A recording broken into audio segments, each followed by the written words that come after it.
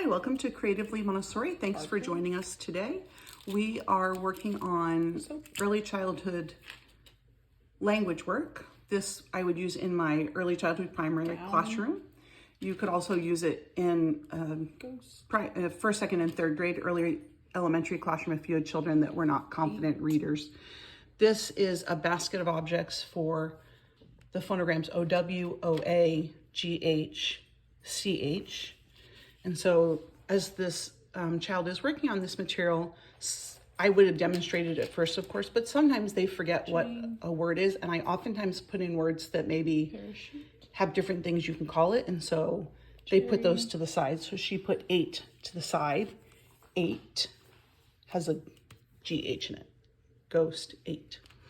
So far we have a gown for OW, cardboard, soap for OA, GH is ghost, 8, CH is chain, parachute, cherry, chicken. The child remembered from the initial lesson that although that is a wolf, there is no OL or LF. And so that is a wolf that is howling. So that's howl. There are 4 different characteristics or sounds by which they are sorting. So I have 4 of each for a total of 16 items. This is work that when the child was finished with it, they would talk to me or an assistant if I had an adult assistant in the classroom, or to another child in the classroom, perhaps an older child or a child who had already completed this work. And when I was talking to the child about this work, I would invite them to tell me what the OW words were, and they would say gown, wolf, bow, cow. I might ask them to use one of those words in a sentence. Can you pick one of these objects to use in a sentence? I wore a gown today. Did you wear a gown to school today? Yes. You did? Sometimes my friends like to dress up. Sometimes we would wear a gown. That's usually a special dress, maybe to a wedding or to another special occasion that you're going to.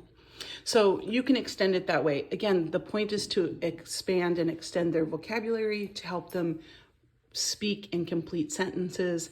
Depending on the child's interest and their ability, you could have them do some type of writing activity as a follow-up.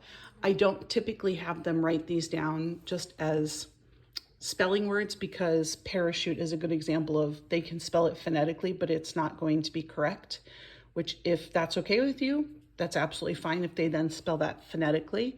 I do sometimes, if the child really wants to write it, I will write it with a yellow highlighter and they will trace over it. Or they might dictate a sentence to me. So they might say cardboard. I would ask them which part of the word they know how to spell, and then I might help them write the rest. Ghost, GHO, ghost. That is probably a word that they can phonetically figure out. 8, they probably wouldn't be able to unless they had done some of the other phonogram work. So they might write A, but they know there's a GH in it, A, GH, 8. Right, and so then you have to decide, am I going to have the conversation about that A sound is really EI, or are you just going to say, oh, I can read that says 8, I know what the child meant. Thank you for joining me today. I hope that you like the video and you give it a thumbs up, hit that smash that thumbs up button, and please subscribe to my channel. It helps support the work that I'm doing and get the word out about Montessori and different Montessori lessons.